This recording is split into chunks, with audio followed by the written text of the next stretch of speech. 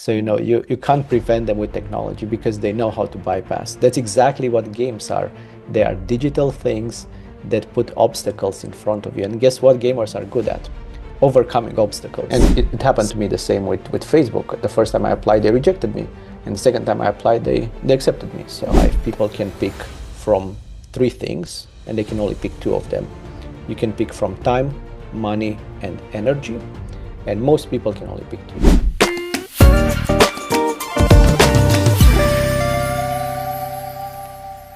Hello, everyone, and welcome to another episode of the DreamWalk podcast, where we bring you conversations with entrepreneurs, innovators, and professionals who are building remarkable careers and businesses around the world.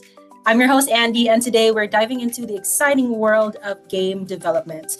Our guest today is Victor Hurdugaci, the founder of Ballard Games, an independent game development studio focused on creating games for people who love gaming, but simply don't have hundreds of hours to invest.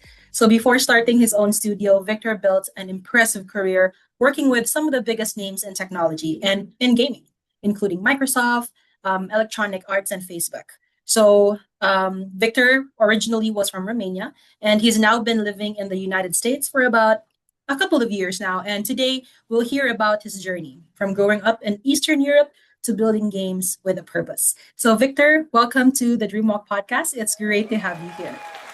Hi, Andy. Thank you for having me. Right. So before we talk about games and entrepreneurship, Victor, I'd love our audience to actually get to know you personally. So can you tell us who is Victor outside of game development? Yeah, absolutely. My name is Victor, and I would say I'm a nerd. I've been doing nerdy stuff my entire life, ever since I was a kid. Playing with Legos, playing video games, and then later on, I realized I can actually get paid for doing that, which was great. Like you said, I am from Romania. I went to school there, and most of I'd say probably until my mid-20s, I was there. I went to school there, and then decided to explore the world a bit. Ended up in Seattle, where I've been for about 15 years now. And I've been working here in various technology companies, doing technology for gaming, for very nerdy things, sometimes like compilers and developer tools. And mostly recently, like you said, I've been running my own small indie studio company. Thank you very much, Victor. And yeah, I couldn't help but say, it's very nice to do something every day. Like you said, you play games and then you later on realize you can be paid doing what you love to do every day. So I think that's like one of the best feelings that you can do. You're doing something that you're not tired of doing something every day, and then you're actually getting paid for it. So can you tell us, yes, you mentioned you grew up in Romania. Can you tell us a bit more of what life was like growing up in Romania? Yeah, sure. So I'm from a small city well, medium-sized city, I would say, in Romania that is very close to a ski resort. So it's a city in the mountains where we used to have like snow 6 months every year. That has changed a bit now. The weather is getting warmer, so we have less snow there. But you know, I was born in communist Romania, grew up a few years actually under communism, and then until I left the US, I spent well, I'd say 99.9% of my time in one city. I went to school there, I went to university there, um, and yeah, most of my life has been around the same town. I even worked there a bit before coming to the US. Just in the final years of university, I was actually doing some part-time work, to get some money. Okay, thank you very much. And I can't imagine 6 months of snow. So, like you said, you grew up and then having to experience snow for six months.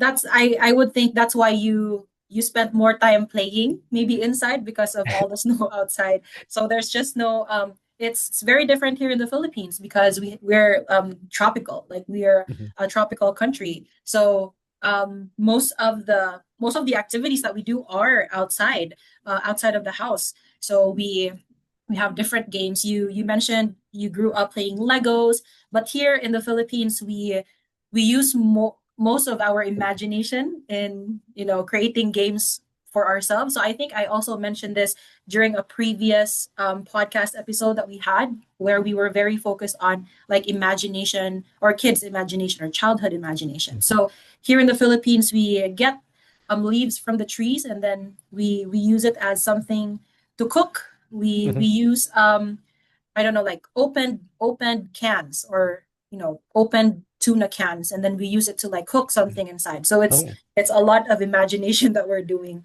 So yeah, thank you very much for. We Mhm, go We ahead. do something, well, we do similar things too, because even when it snows, if you grow in a city that has 6 months of snow, you get used to it. You just, life Right. has to go on, you cannot just stay Mhm. inside. So when it snows really hard, you go outside and you play with your friends, you build igloos and you build All right. forts out of snow, and then you have a snowball fight. Yeah. The city where I'm from is also a bit hilly, so we go Mhm. sledding and Sledding. tubing and all Wow. that. Yeah, and if you can afford it, you can even go skiing. Mm. There's a ski resort about half an hour away up the mountain. So Well, yeah. So it's funny when you mentioned sledding. We also have that, similar to that, but just minus the snow.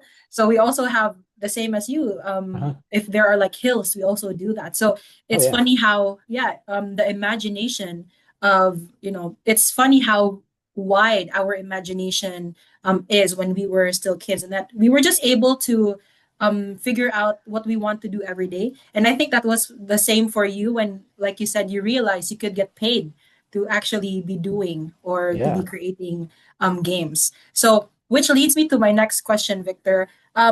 Were you always interested in technology, or were there other dreams before gaming entered the picture? So, growing up, I had a lot of ideas. At one time, I wanted to be a police officer or a firefighter or, all things.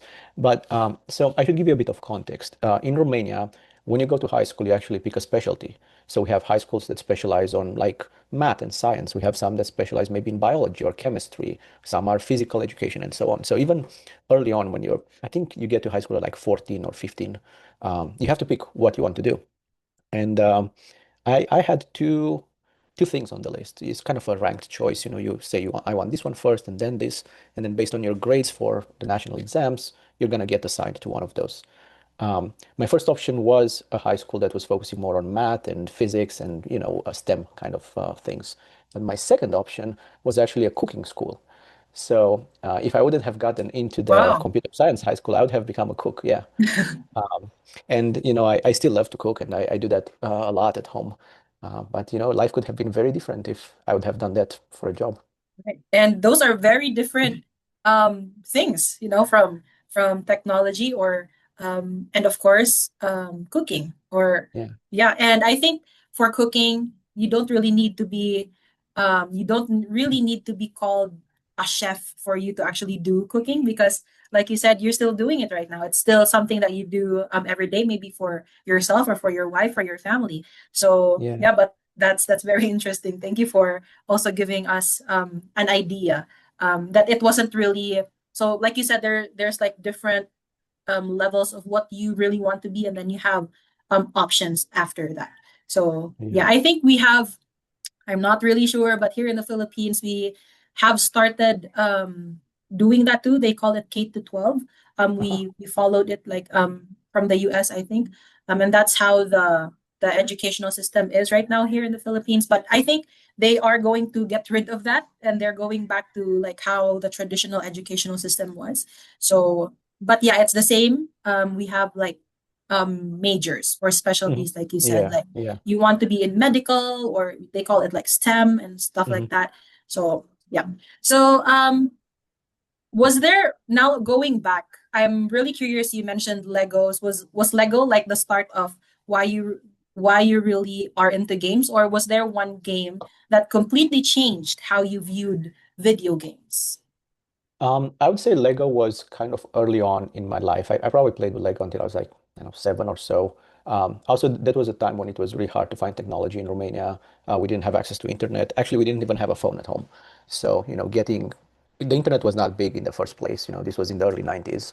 And basically, you needed something offline to play, and Lego kind of filled that. It was allowing me to build things with very little pieces. Even if you have just one or two Right. Lego sets, you can combine them and be super creative. Um, but I got really into gaming when um, I was going with my dad to his workplace, and next to his workplace there was a family that had a computer, and they let me actually play. So this was a summer break. I was going with him during the summer break, Mhm. and I think that entire summer, basically, I would go with him, and then I would see him again at lunch, And then again, when we had to go home, and I wouldn't want to go home because I would just play Transport Tycoon the whole day. That's all I did. They actually had one or two games only, but Transport Tycoon is the game that really got me into the first game that really got me hooked, I would say. It's a game where you basically have a transport company and you kind of build roads and trains and Oh, okay. planes and stuff.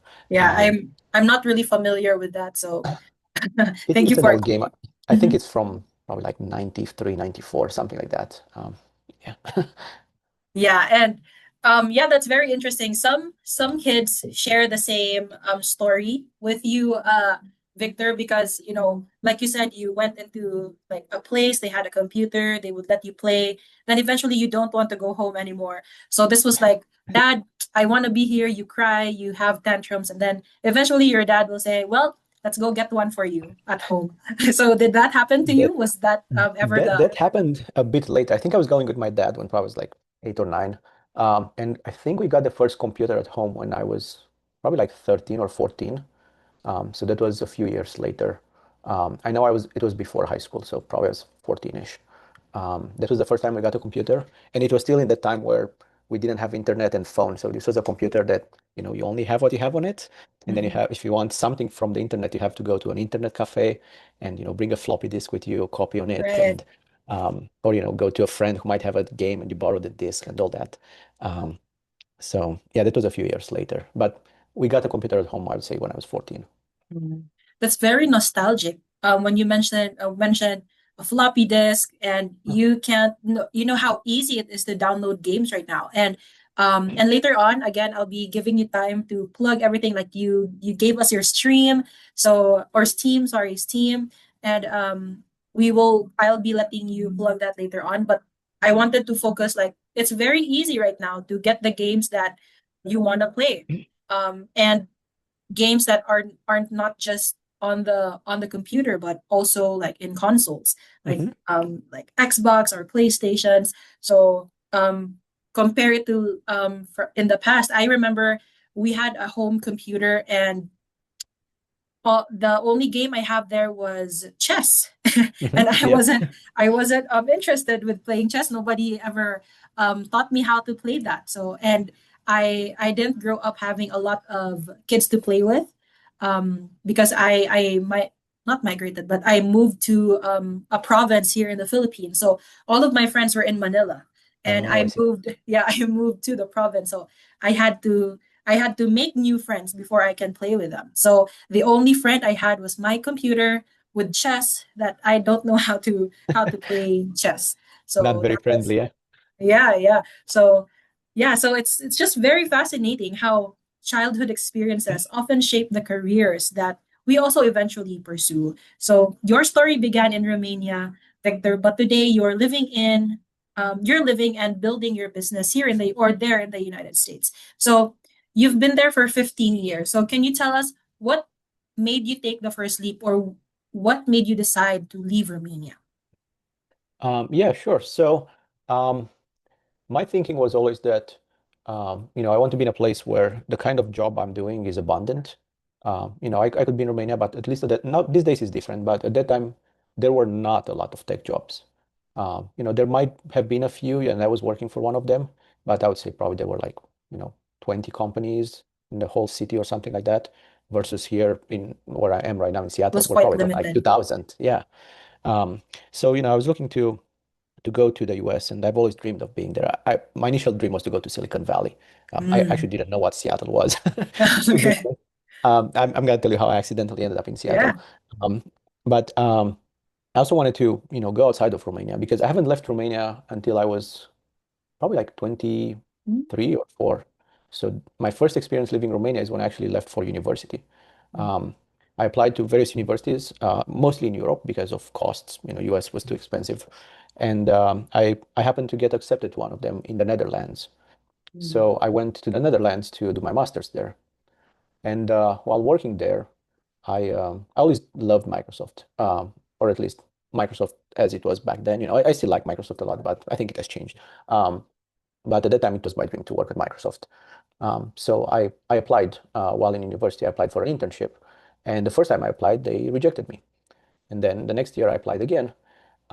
And they just happened to get back to me and they're like, hey, we're interested in having you as an intern. But there's a catch. This internship is in Denmark and Oh. it's actually 1 year long because most internships, are like 3 months, 4 months. Denmark internships apparently are 1 year. So they're like, hey, we want you to join us, but you have to move to Denmark and you have to be here for 1 year. And I was like, sure, why not? You guys pay for my relocation and I'll go there. And they're like, sure, we'll do it. So I ended up living Netherlands while in doing my master's, and I moved to Denmark in Copenhagen. And I was there doing my internship and also finalizing my master's program. And I think that was a great, entry point into Microsoft because afterwards I was able to transfer in the same team in the US. So I was working for a team in Copenhagen that also had a part of the team in the US. The US. And at the end of the internship, I basically worked with my manager to let me transfer. Mhm. Um, so it was a much lighter process versus, coming in straight to the US. Right. And that's how I ended up in Seattle. Oh, okay. So that was why you ended up in Seattle. So Yes.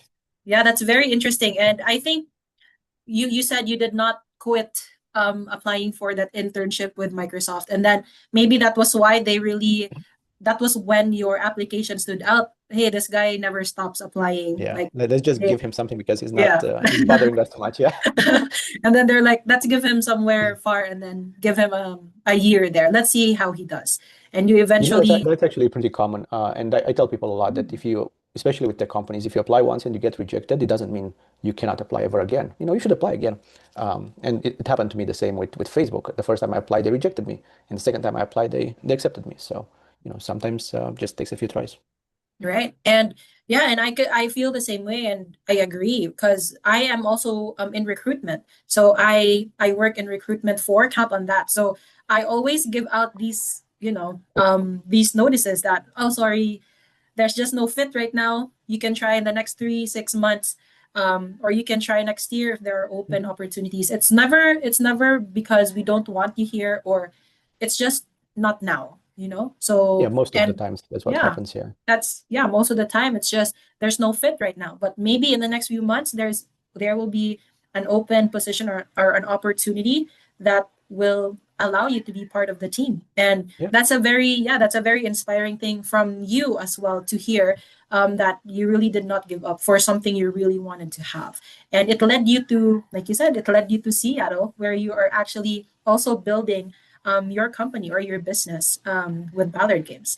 So yeah, so moving countries, it's already a very huge leap. But also building a career at some of the world's largest technology companies is on another level. So you already mentioned that you worked with Microsoft, but I'm also very interested with EA. How did that also come to be? Oh, that has a story involving donuts. But Well, we're so interested with that story. Um, after being in the good thing about working in a large company like Microsoft is that it's almost a collection of small companies that do something different. So, one day you can work on business things and you can change in the company and work on gaming, or you can change and work on Windows or Office or something like you can move around. But I moved a few times in Microsoft in my tenure there, and eventually I was like, you know what, I've only done one company in the US, and I want to see how life is outside of it. We were also getting close to the end of a project I was working on, and I was like, this is a good transition time. Things are calm now, and I should change. And I started looking around. Just I was curious, like how it is to interview for an American company, because you know, uh, when I interviewed the first time for Microsoft, I actually interviewed for the Danish version of Microsoft, which is of course influenced by the Danish culture. And I was like, hey, let's experiment how it is in the US. Um, Great. and the funny story is the one that involves donuts is that I was living in a building that had a common area at the bottom of the on the ground floor.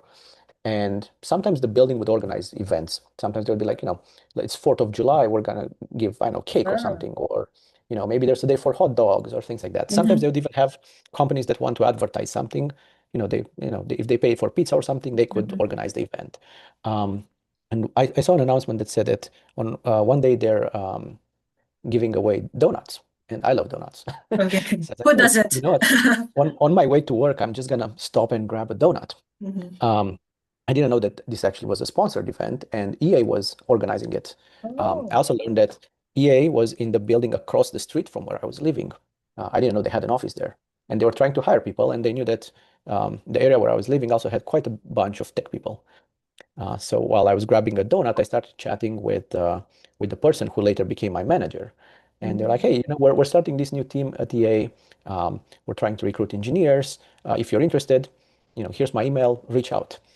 And long story short, I reached out, and then after a series of interviews, I ended up working for EA, which was across the street from where I was living. Right. That's a very funny turn of events, Victor. You just wanted to grab a donut, but then Yeah, something bigger was actually offered to you. it So just it's happened to, yeah, right. And you had no coincidence. Yeah. idea. You were actually living across. Was your office just across where you were living when you started with Yes, them, or? luckily I was on the other side of the building, so I couldn't see in the office, which was great because that Mhm. would be awful to be able to see Yeah. from the office in your apartment and vice versa. Right. Right. They'd see, oh, Victor hasn't woken up yet, so he Yeah. might be late for work. He says So he's sick, but I can see him gaming. Yeah. right, right. So and then you receive an email from HR. Are you really sick, Victor? Okay. So thank you. That was a very interesting story. How you ended up in EA2. So yeah, so now after working for these, big companies, you've also started to start your own business. So I have a question. Did you or did working for, these global companies ever make being a business person or an entrepreneur seem less attractive because of the stability? Working for a big company, it can give you stability because you really know that you'll be getting your paycheck, you do what you need to do, and then versus, in a business where, you may have to spend so much money, effort, and time on doing something that may not have good results in the end. So does that ever make you feel uncertain in a way? Andy, that is a very good point because yeah, in a big company, you have access to resources that most small companies don't even have. Many times the budget of a small company is a rounding error in a company like Microsoft. Or, Yeah, yeah, with a small company, you're talking about like tens of yeah. hundreds of dollars is a large amount. At Mm-hmm, Microsoft, many times don't those, a few $100s don't even need too much approval. It's just like, mm-hmm. hey, you just do it. And Yeah. um, it's a different scale, of course. And but the thing that you know, made me always want to work in a smaller group was that in a big company, you work on a small part of a very big project. Mm-hmm. And usually you just touch a small part, but that's it. You don't deal with anything else. If you work on, let's say, Office from Microsoft, which everyone has heard of, you might work on a very particular part of Office. Maybe you are responsible for saving files, but that's all you do. While in a small company, you kind of deal with everything. And some people like one, some like the other. I don't think that one is right and one is wrong. It's just I personally like to deal with a lot of things and be involved in kind of everything that happens. But the stability is nice, like you said. Having a salary, not being worried about, not even as a business owner, even if you work as an employee in a smaller company, you are always worried that the company might run out of money. Well, now with layoffs, even the big ones can get rid of you quite easily from what we're seeing. But um, you know, before at Microsoft, you wouldn't have to worry because Microsoft will not run out of money. If they Right. want to keep you, they will have money to pay you. Um, but yeah, so the stability is nice sometimes, and sometimes I miss that. But I have to admit that I enjoy the other things that come with the small company life more than uh, the stability. Okay. So going into that, how did you weigh the options of working for these companies versus starting a business that really is filled with uncertainty, like you said? I think that was just a perfect alignment of, I call it, of stars. Mm-hmm. I've been thinking about starting my own thing for quite a while, and I never found the right time. Probably I thought about starting something for 7, 8 years before I actually committed, and it just happened that um, the team I was working on was not doing that great. It wasn't that interesting. I just happened to be in a place in life where, I could take a I would call it a break. It's not really a break, but take a pause from being paid and the stability and just experiment with something. So it's not something that just happened overnight. Um, and yeah, it was just the right time in life for me to do it. And I'm very fortunate and lucky and grateful to to have had that opportunity. So yeah. Thank you very much. That was a very nice way and inspiring way of also allowing our audience to also see what the behind the scenes was when you had to really weigh the options. Do I want to do this for the rest of my life, or do I want to also explore something new for Yeah. myself? And especially And you had to, and like you said, timing is very important. You can do the same thing over and over again, but if timing really isn't there, you really wouldn't see the results just yet. So, yeah, exactly. No, it happened before where, maybe one of the things was right, like, maybe I was in the right place from a certain dimension of my life, but not the others. And I think what's important is that, if you go in this to go all in and also make sure that right. you're prepared for the failure case, Mm. where if things don't work, you have a backup plan. Yeah, yeah, I, Yeah. I agree. And I like when you said going all in, like not half baked. If you really want to start this, go ahead. There may be risks, but you also need to be pretty ready for what is to come. Mhm. So eventually, Victor, you chose the entrepreneur path, and that led you into something, or that leads me to something I'm really curious about. And this is the creative side of making games. So I think during our pre-meeting, I also told you a little bit about how I am also into games. So I played like Resident Evil very early on, and it was because of my brother. I grew up being scared with the sounds zombies make, and then I usually hear it because I'm in my room, and then my brother is in the living room, and I could hear Oh all no. those, yeah, all those zombie sounds, and then Yeah. like the creaking of the door when you open a door with Resident Evil. It's just like that. So it would give me nightmares, but then that led me to actually playing the game. I think I played the game when my brother already left to go to Cebu, I think, and then he started his clinic there. He's a dentist. So when he left like the PlayStation, and so I had the access. I can finally play this. So that was when You no longer I have to fight over the controller. Yeah. right, right. So and yeah, and it's just of course if my cousins would go, they had access. I couldn't because I played Barbies with my cousins too, but then I had that access. So I started. So right now I really want to dive into the creative process of, making games. So can you tell me, or can you tell us, Victor, what part of creating games excites you the most? Well, I think as a technology person, the technology behind games is really where, I like to nerd out.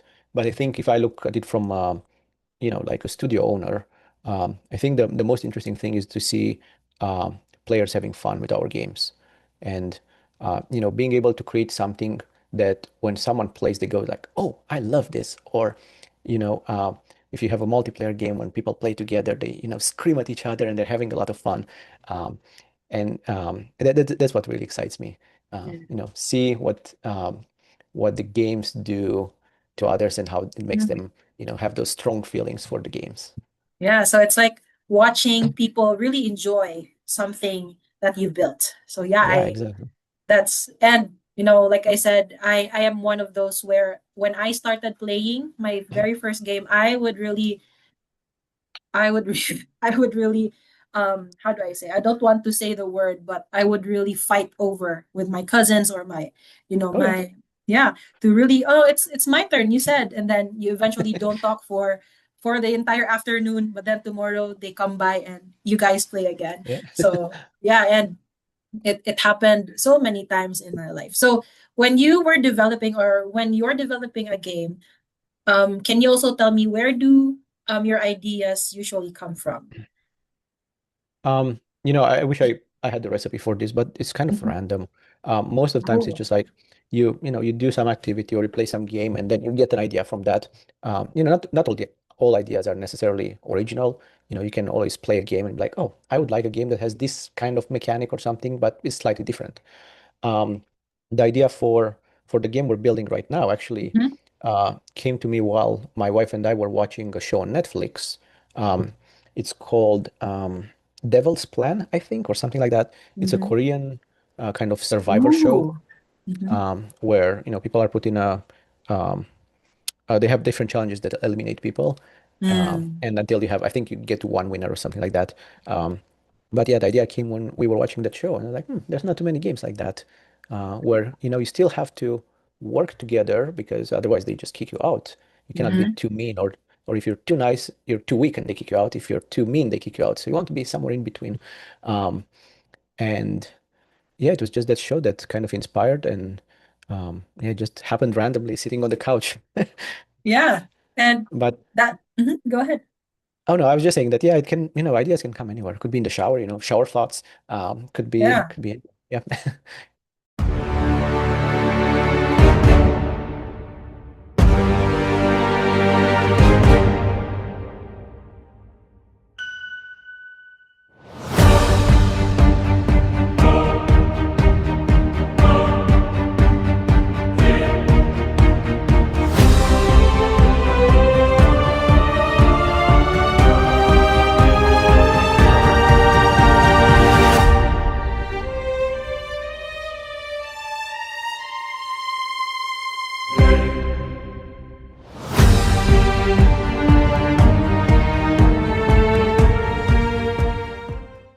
So I was going to ask, do you ever like, sleep and then middle of the night you think of a very cool game idea, but then you wait until the morning to actually do it and then you realize that was such a bad idea. Do you have these kinds of things happen to you too? I wouldn't say probably game ideas, but definitely it happened many times before when I was trying to solve like a hard technology problem or coding thing, and then it's like 3 a.m. in the morning. I was like, I know how to solve it right now. And I had times when either I wrote it on my phone or I even had times when I was like, you know what, this is really exciting. I'm gonna go do it right now. And then you code until the morning, and sometimes it's the right idea, but sometimes you're like, oh, you know what, I I should have not done that because it wasn't the right thing. But yeah, definitely it happened. Yeah, and sometimes, like you said, you also need very wide imagination and also pairing it with the experience that you have and with also qualified people to actually tell you, hey, this idea looks good, this game looks good. So I think that's also part of something that makes the creative process really, really important too. So Mhm. I remember when we had a pre-meeting, you said that your goal is to create games for people who simply don't have the time to play. So how did you arrive to that idea or to that goal? Yeah, so that's a bit of a selfish goal in a way, because I like to play games, and the issue is that I don't have time for them. I really wish there were more games that you can play in a shorter period of time, because a lot of games these days, very Yes. popular games, especially if they're AAA, big budgets, Hmm. they're long, and sometimes just learning how to play a game takes 2 hours, Right. and then the story is like 20, 30, 40, 100 hours even. And that was great when I was younger and I had a lot of time, but now Right. I cannot find 100 hours to, to go through a story. And then Exactly. if I cannot finish the game, then I feel disappointed because I want to know what's happening. Just like with the show that Hmm. you just stop at episode 7. It's like, I want to know what's in episode 8. Hmm. Don't let me hang in there. Um, so I came up with this. It's not an original idea. I got it from somewhere. I have no idea where. Hmm.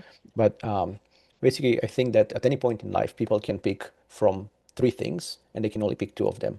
You can pick from time, money, and energy, and most people can only pick two. A few lucky ones might be able to pick all three, but most adults will be have the money to buy the games. They have the energy to play games, but they have no time for them. And later on, when you, let's say, retire, you probably have the money to buy games, you have the time to play them, but no energy. So you kind of change in that triangle. Um, and we think that most adults simply don't have the time, and I think there's an opportunity there to create a market of games that are not simple games. That's the important thing because there's a lot of short games that you can play that are mobile games or things like Bejeweled or Right. um, Candy you know Crush. Candy Crush, yeah, that's a good Yeah. example. Mhm. But I think the audience for that, is a more casual audience. Or I would like selfishly to have short games that are made for people who consider themselves gamers, who have a gaming rig at home to play games, or they have a console or something like that. Games that have depth that just allow you to somehow do these bite-size rounds. And that's how the idea started, and that's what we're focusing on right now. Okay. So if you have someone who only has 20 to 30 minutes, Victor, after work, um, what do you want them to feel when they finish playing your game? I think the reasons for playing games can be different. Sometimes you do it to relax. Sometimes you do it to, I don't know, maybe you're angry and you just want to release some anger. Sometimes you're like, I just need a distraction from whatever I'm doing. I need to take a break. But I think whatever gaming session you have, you must have some sort of closure there. Like you should feel that you've achieved something, or you won something, or you made some progress. And um, that's what we're trying to do in those short rounds. We want players to feel that they've completed something, they made progress towards a goal, and they're in a better spot, whatever better means, than when they started the session. So, Because in a long game, where let's say the round takes 2 hours, if you mm, start a round and you leave halfway into that, you've achieved nothing. And you're like, right. I don't know how it's gonna end. I haven't gotten anything. I lost just time. And just losing Mm. time is not I don't think it's a good objective. Right. And I agree.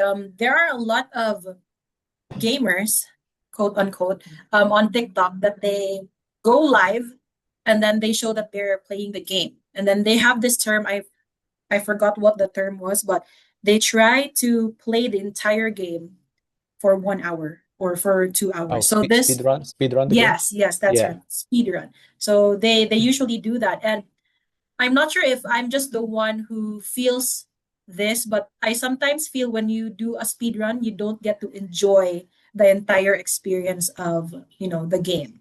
So for what you said earlier, what really inspires you to be building the game is to realize what the player feels after they've actually, they've enjoyed the game that you made. So I'm sorry to the to our audience who usually does speedrun, but I think you do speedrun because you already know the entire game. But for myself, I mean, why are you playing something maybe for the third, fourth, fifth time and then not having the excitement of being surprised? Hey, there's a jump scare here, or hey, this puzzle is just having me go around in circles. So, how do you feel about that too? Is it something that are they just doing it for like because it's like in TikTok, or is it something? Do you think it's something else that they're doing with doing the speed run of in games? Um, well, I think speedruns are interesting because usually they try to somehow exploit the game or find a new creative way of doing something. Mm, And I think the audience for speedrun or people watch speedruns almost like we watch the Olympics. mm, When they're doing a pole vault jump and they try mhm, to go and they push the limit. It's just like it used to be, I know, 6 meters and now it's 6 meters point one or something. mhm. And someone has done it. No one has done it before, and someone just does it, and there's a new world record.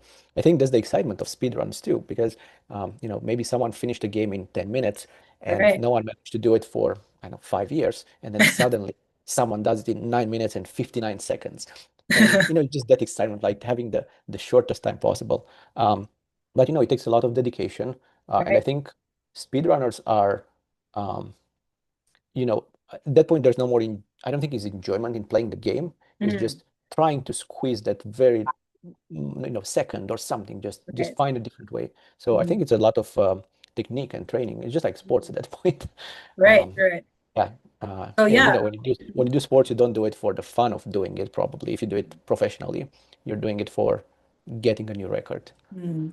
So yeah, so thank you for explaining that to me. I just realized I'm not sure if anybody has made it or any speedrunner has made it to the Guinness Book of Records yet. But I think That's a good that's question. I don't yeah. know, So maybe there are some. right. I So know I haven't.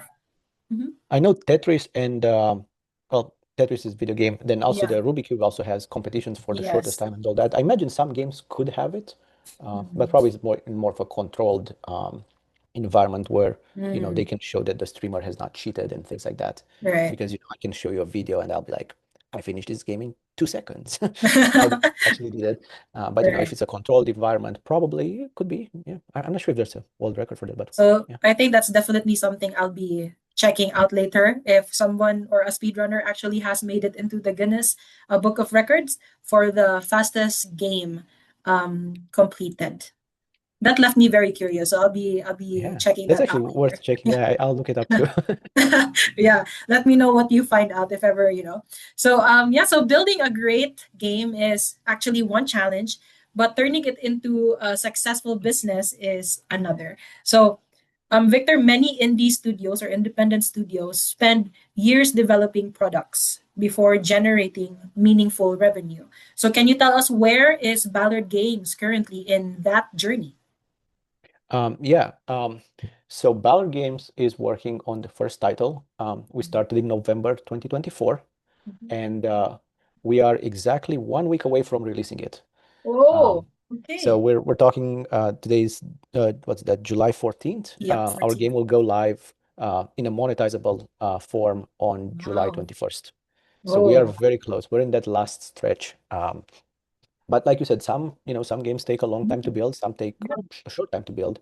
We were actually, like every gaming project, we were hoping to release it sooner. But every single game I worked on takes longer than expected.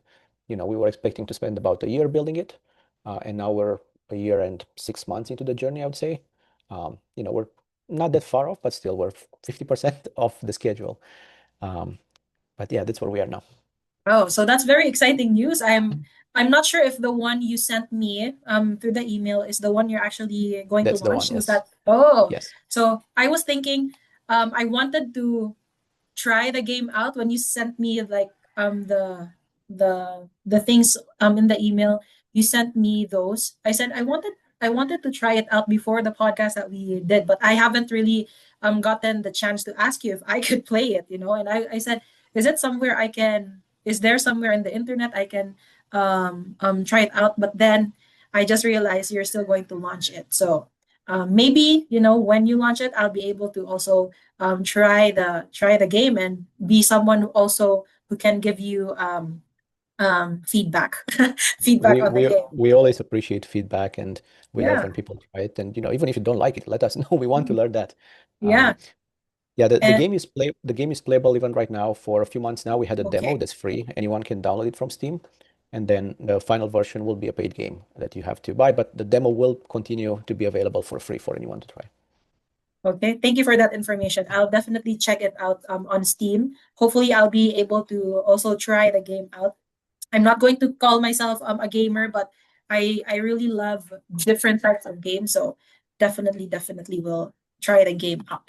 Okay, um, so I also I also want to know, like you said, you take several like months preparing or um, developing the game. So can you tell me what is the biggest challenge to generating maybe revenue so far? Is it because your game can't be launched yet, or were there like any marketing, product awareness timelines or funding that were the issues? So until we release the game next week officially in what's called early access, we have no way of monetizing it. So far we've generated $0 from this game. And that's how games kind of work. They're a very creative process, just like movies. You have to do a bunch of work up front, um, validate your idea, build on it, and all that, so that when the game goes live, you already have kind of an audience that is willing to buy the game, and hopefully you'll be successful at that point. But I think the hardest thing with games is that you cannot go out immediately. You cannot build something like a day and go out. I mean, there are games where you can do that, but in our case, it's a game that takes a bit to build. You cannot just build it overnight, and it's just a matter of time. Yeah. So there needs to be an upfront investment or capital that you have access to, so that you can push through that period of no revenue, and only then hope that you will make more money than you've put in. And I think Yeah, that's the and hardest thing with games. so how do you stay motivated while investing significant time and resources before, seeing financial returns? The thing that keeps me motivated is seeing players enjoy the game. So the game is All not officially out, but that doesn't mean that players are not playing it already. right. We run through what we call playtests. So these are Mhm. events where people get access to the game early, and they go through the game, they give us feedback, we learn what they like, what they don't like, and so on. And for those people who are in our playtest groups, they get regular updates of the game. So we've been able to almost every single week put an update for the game, So every single week we get new feedback from our players, which really keeps us motivated. Because there's a big difference if you work for like months and months and months and months and only then you can show something versus if you can have these short cycles where you work a week or two, give something to your players, they give you feedback, and you learn immediately what they like and what they don't. So that's Yeah, what really keeps us motivated because we see excitement every week, we get early feedback, and we also learn what things we should not invest more in because maybe they were not good ideas. right. And forgive me if I'm going to bring this up, Victor. I'm not sure if this is a good topic to insert for today's podcast, but you said you have play tests, and I heard that there are companies that will pay, that will pay people to test out the game. Is this what happens to you, or do you have like a set of maybe people that you already have said, hey, can you do the play test for me, or is it the same? Because Um, go ahead. Paid playtests, I think, are more common for larger budget games. That's not something indies do because usually we don't have a lot of money. And the way we find playtesters is usually through social media. We post videos and images of the game on Blue Sky and TikTok and Reddit. We have a Yeah. Discord server, and we kind of share it with people in the hope of finding people who are interested in playing games like this. Mm, Um, and we're fortunate that the gaming community is a very um, willing community to share feedback because gamers love when you right. build a game with them. Because at Mm, the end of the day, I want to build a game and my team wants to build a game, but we're building a game for our players. So the sooner we can involve the real players of the game, the sooner we can learn the things they like, the things they don't, and how we should, steer the game so we create a right. game that the community that we reached actually enjoys. Mm.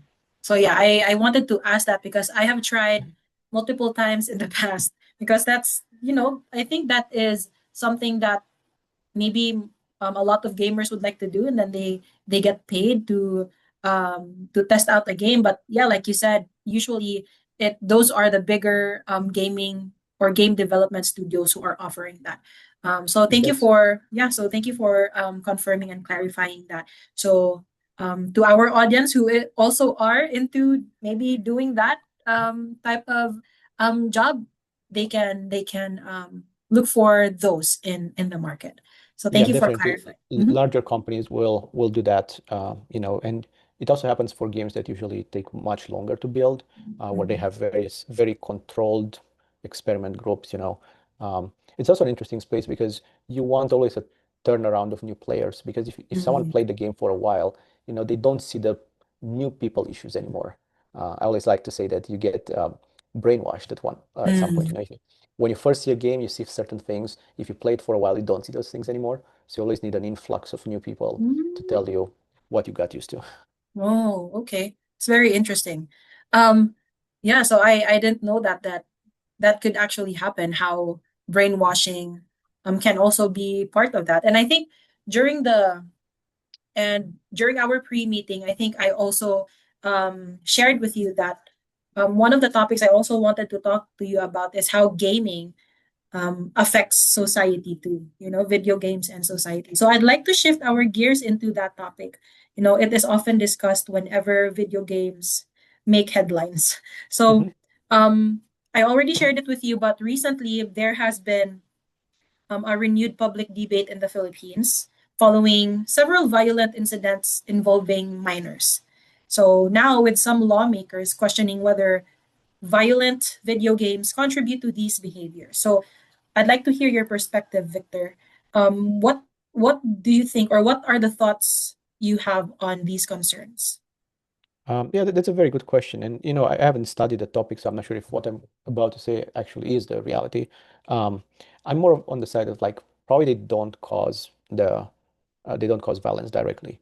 What I would say is that just like any entertainment medium, games have an addictive aspect. Mhm. Um, and they could probably influence thinking in certain ways.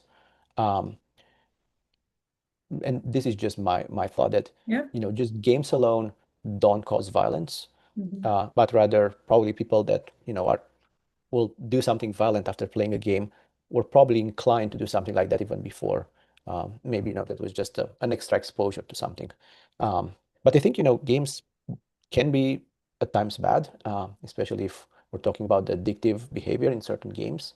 I've played games that hooked me and basically got me to play the game for hours and hours, sometimes even ignoring, life. I had times when I was just like, hey, I want to play the game and I don't want to, clean my house or something. Right. Um, and I know games can be addictive, and there are companies out there that even study this, and they come up with new mechanics to get you hooked, so you stay more and more in the game, and hopefully spend more and more in the game. So yeah. Yeah. So it's so to give you a bit of a background into what happened. So yeah, so they were saying that I don't want to really um talk about the issue so much, but there was like um gun shooting that happened, and they were done by minors. So Al, to the editor that we have, just feel free to mute anything that might be against our policies in posting. But yeah, so and it's very alarming. And then I think I Mhm. mentioned to you the Senate here in the Philippines actually invited the developer Mhm. of that game. I'm not going to mention it, but yeah, they invited the developer and then they declined the invite because they also wanted to maybe work with their lawyers or their Mhm. attorneys first Yeah, before. of course, yeah. Yeah. So I think would be a very interesting thing. I mean, of course, there's no way to check it, but mhm, I would always ask a question like, were the minors who committed the crimes, already predisposed to that? I don't know if yes or no. It's just I think would be an interesting question to yeah. ask. So there actually have been several investigations already involving like they said those minors were actually part of a said group that was promoting these violence already, but I'm not going to tell you like it really was. That was like the Mhm, mhm, investigation that they were doing. So they mhm, said that those minors were a part of a group. They're on Facebook, and then sometimes they're being asked to do these to like get to like get a mhm, trophy or whatnot. mhm. So which Oh, yeah, which also so I see happens. they leverage the game somehow too, but they were already part of a Facebook group that it's Right. like, oh, um, I think games can influence you, but I'm not sure if they can push you to an extreme like that. Just the game alone. I Mhm. think you have to be predisposed to that because I mean this is a probably a terrible analogy, and feel free to Mhm. edit this if you Yeah, yeah. but I've played games where, let's say, I was racing cars in the game, but Mhm. I never actually felt the desire to race a car in real life. Mhm. So, I think, if I was more into racing and I would play a racing game, maybe that would make me more and more to want to race. Mm. So, After selling my first business and becoming financially free, I knew I wanted to help other small business owners do the same. That's why I started Counting That, a fully remote CPA firm helping clients across the US. We built the DreamWalk to understand exactly what you want to achieve and what's standing in your way. Our tier system gives you access to what you need: compliance, growth, full strategic support through freedom. No hourly rates, just flat fee subscriptions that scale with your goals. We help businesses from startups to 100 plus employees. Let's build your freedom story. Click below to start your DreamWalk consultation today. So but yeah. yeah, I remember when we had a pre-meeting, Victor, you also mentioned like sometimes we play games because we have a fantasy that we want to like experience, and sometimes it's the other way around. Maybe what we're playing right now is giving us a feeling that we want to do in real life because we want to feel the adrenaline. So like you said, Mhm, like I don't know how to race a car, but this game makes me feel like I want to. So mhm. I do it in real life. So I'm not sure if that is also what was in the thought process of those miners, or does the like the investigation said they were already part of like a Facebook group, or I'm sorry to mention you Facebook, but No, I that mean, was yeah it happens. that Yeah. was that was in the investigation. So it's and a lot of and then after that investigation actually went out in public, there were already a lot of like discussions or debates. Oh, it's because of the parental control or something like that. So Mhm. which leads me to my next question: where do you think responsibility should really lie? Should it be with the parents, the school, the developers, government, or should it be in, a society as a whole? That's a very good and also very deep question. Mhm. I I think it should be across the board. Right. I think it's impossible for a single party to control that. Even if the parents want to do it, if the developers throw the game out there in front of everyone, it's hard. Or if the developer wants, but there's no means for enforcing that. Again, it's not possible because, hey, the developer might say, hey, this game is not for kids that are under 18. But guess what? Everyone can say I'm 18, and um, so I think it has Yeah. to be across the board, the responsibility. Um, I know sometimes developers can can be responsible for certain behaviors because um, I've seen cases where developers were driven by corporate profit, for example, at the expense of anything else. And if they introduce a mechanic that makes the kid do something, for lack of better word, dumb or criminal even, Yeah. um, probably they should have not done that in the first place. But probably it's a shared responsibility. Yeah. And I agree. It should really be across the board.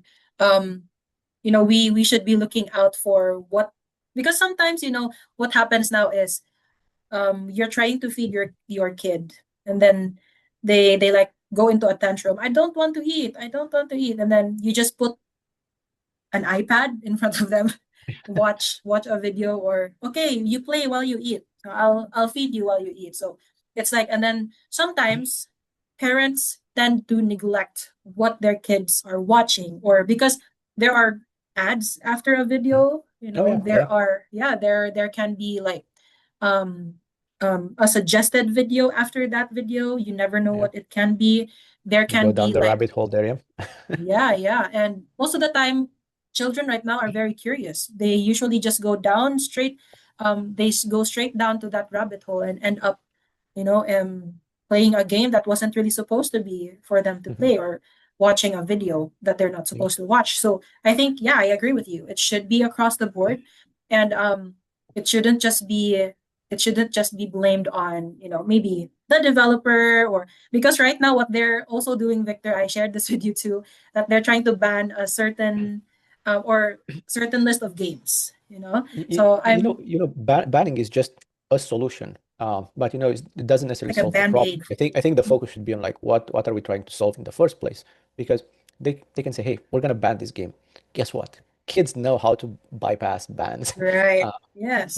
like it's not available in the Philippines. Oh, what? I'm gonna change VPN. my address, but I'm gonna VPN. I'm gonna say I'm in Singapore, where maybe I can Yeah. buy it. I don't know if Singapore is a country that would allow it, but just for the sake of Hmm. example, I can buy it from there, and then I have it on my computer and I can play it.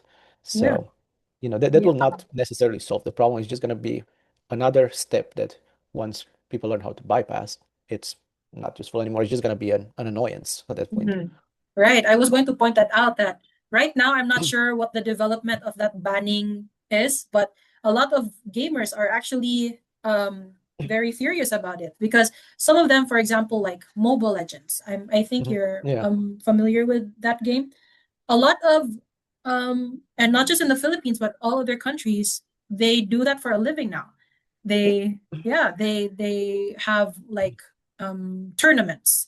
Yeah. Yeah. They earn money. So if they ban that here, it's going to affect not just them, like their leisure, Mhm. but it's also going to affect income.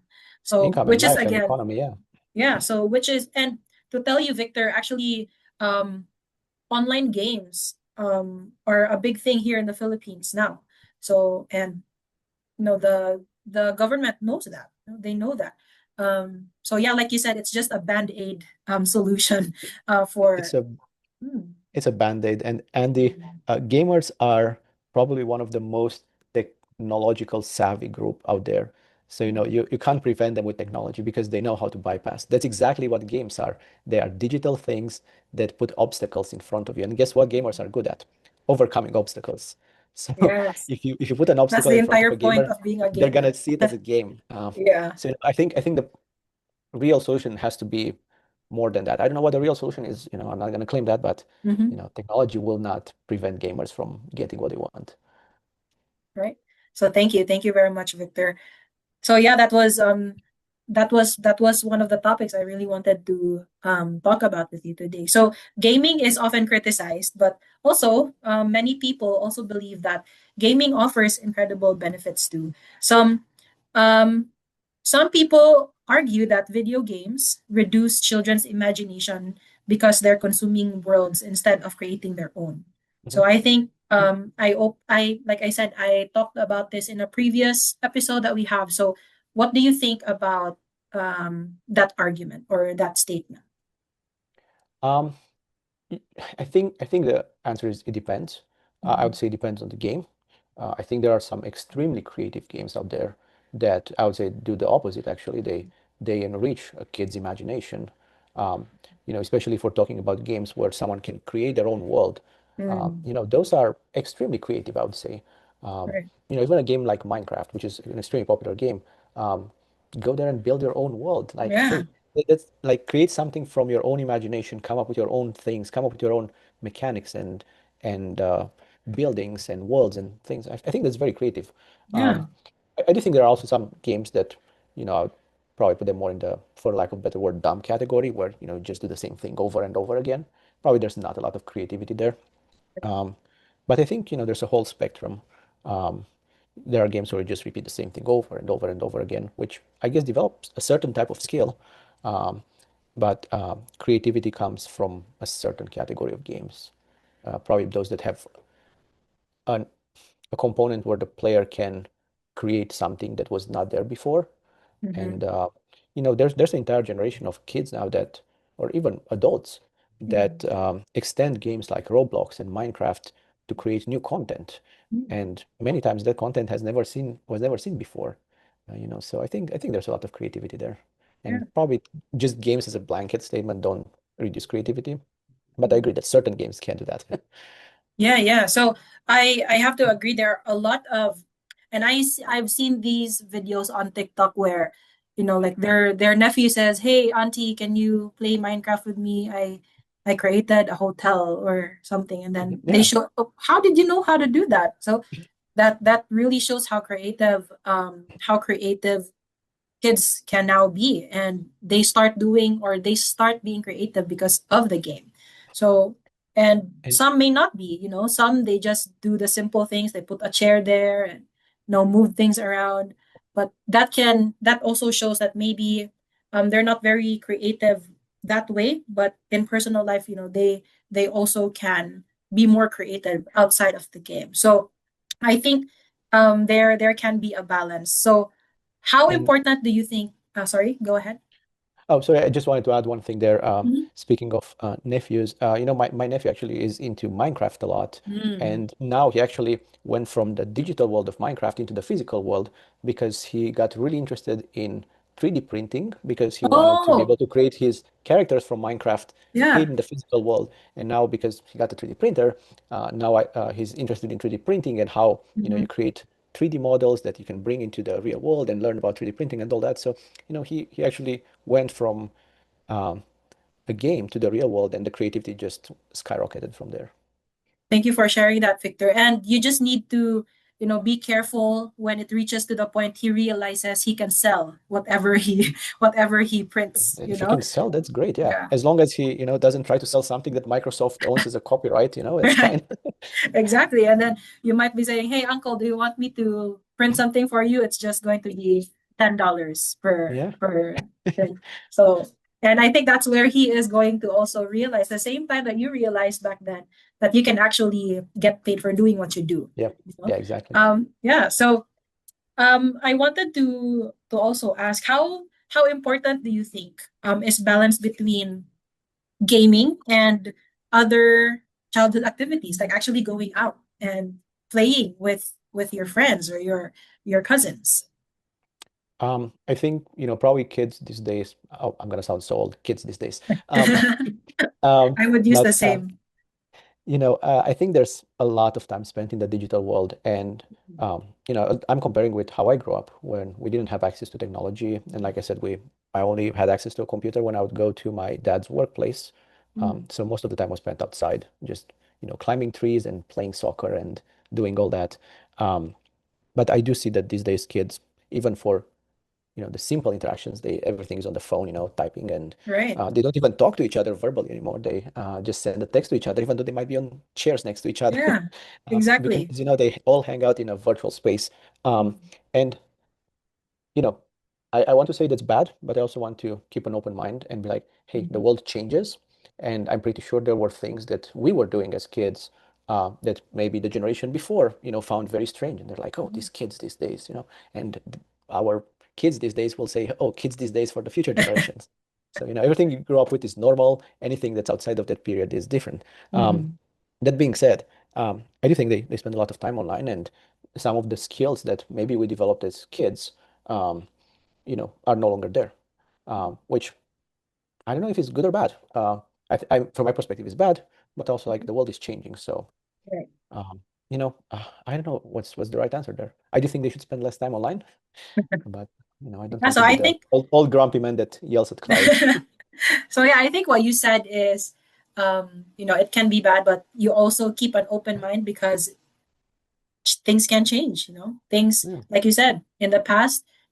Kids these days don't know what the past was, so it might have already changed for their generation now. And I think that's the safest answer that you or even I would agree, is we should still be open. We should always have an open mind because we never know what changes can be and what benefits these changes can actually give in the future.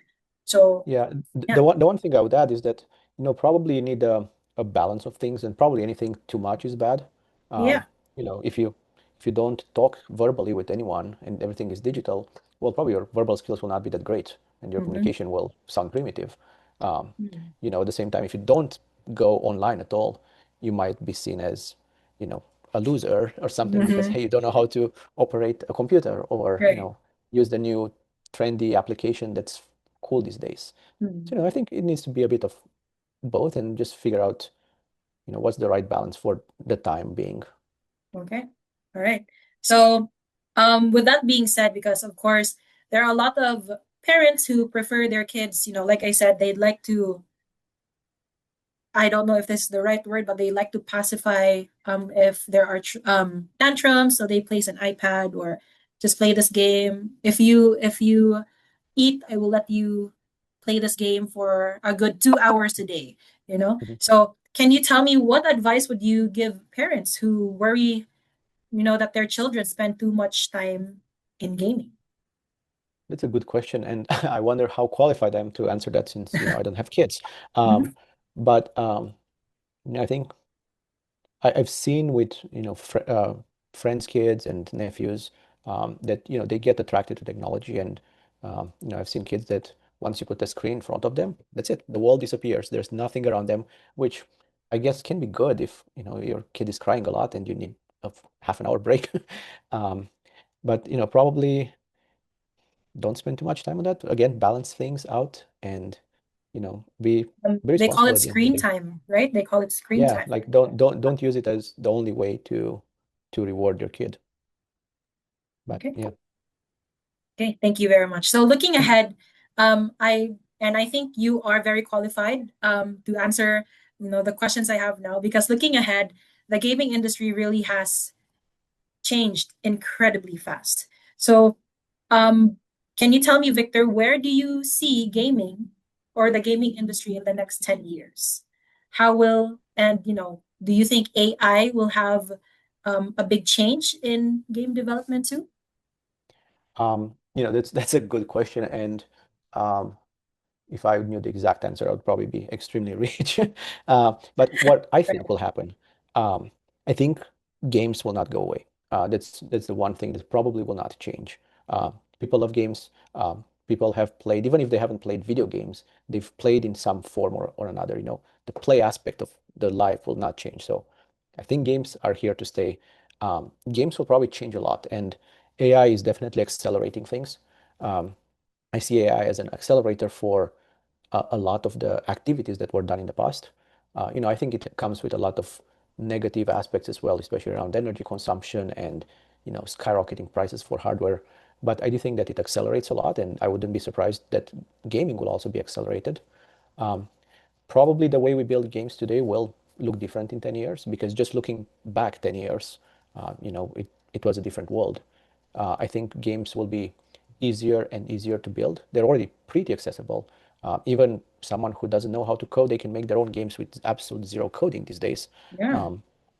And I think the focus will be more on the creative aspect of games and the business aspect of games than on the technology.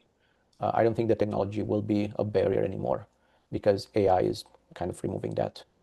Um, and I think also technology will allow people to make games much faster. So we're going to see an explosion of games. Um, Right. there'll be more and more content to consume and not enough time. So it's going to be, a very long tail of games that no one plays more than today. And I still think there will be, just like in the market today, I think something like 80% of the market is controlled by 6 games. Um, so I think there will still be those games that everyone plays, especially with the connectivity aspect of things. Um, Once, you know, you play a game and your friends are there, you're less likely to leave. So all these games have that hook that you can't leave alone. You have to actually take all your friends with you. So it will be Mm. harder and harder um, it will not be the game itself that's going to make people leave. It's going to be the community that's going to move around. Um, Yeah. so yeah, but I think games are here to stay. That's the good thing, and that's what keeps me going. Wow. So thank you for giving us like your vision as to how games will eventually evolve and how AI also has given or has opened more opportunities, not just for the people who actually develop the games, but also those who want to try developing or having their own business in game development as well.